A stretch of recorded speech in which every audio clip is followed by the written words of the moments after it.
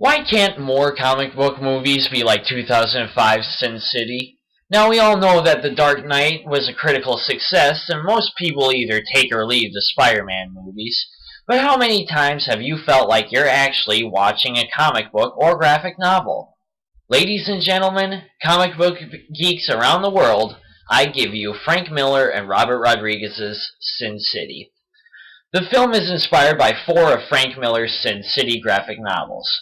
The stories involve an aging cop, played by Bruce Willis, who vows to protect a stripper, played by Jessica Alba, an angry convict, played by Mickey Rourke, who seeks vengeance for the death of his love, and a mysterious man, played by Clive Owen, who helps cover up the murder of a cop, played by Benicio del Toro, and provide protection to a community of hookers.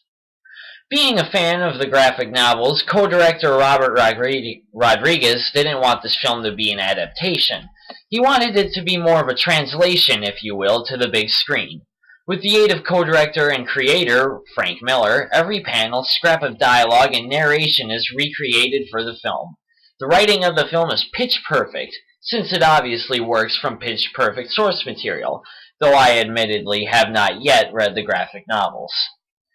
This film is studded with an all-star cast, and not one of their performances is lacking in any way. The highlights of the film are Bruce Willis as the gruff detective Hartigan, and Mickey Rourke as the ruthless Marv.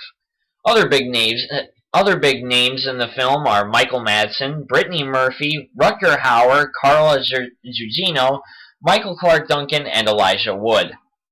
Rodriguez's slick cinematography and editing is spot on. Side-by-side comparisons of panels from the novels and shots from the movie prove that Rodriguez is a fan. Almost the entire movie is shot on green screen, which allows for elaborate comic book-esque landscapes and scenery. Another notable feature is the film's use of color. The entire film is in sleek black and white, but some colors are used to enunciate a point. For example, the opening shot features a woman in a bright red evening gown with glowing green eyes.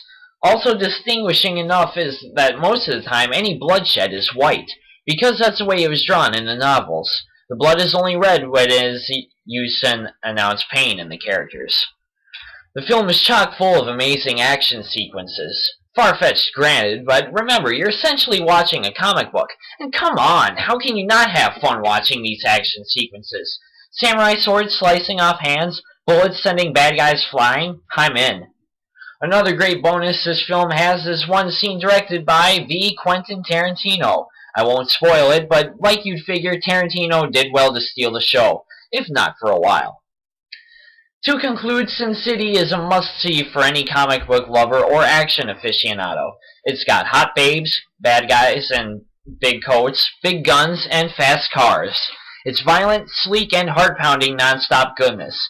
And now with a sequel due for release next year, there's more of a reason to watch this puppy.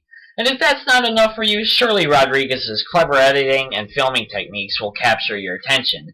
Sin City is an action geek's dream come true. That is my diagnosis.